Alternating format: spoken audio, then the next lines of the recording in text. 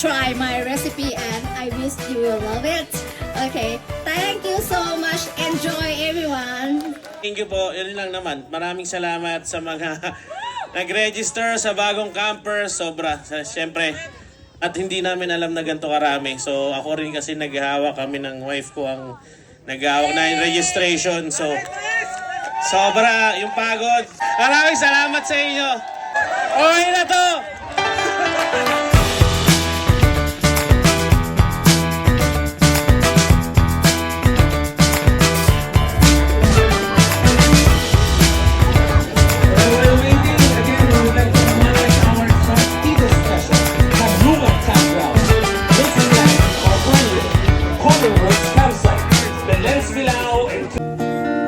Tungkol siya sa hindi makapagtapat ng feelings.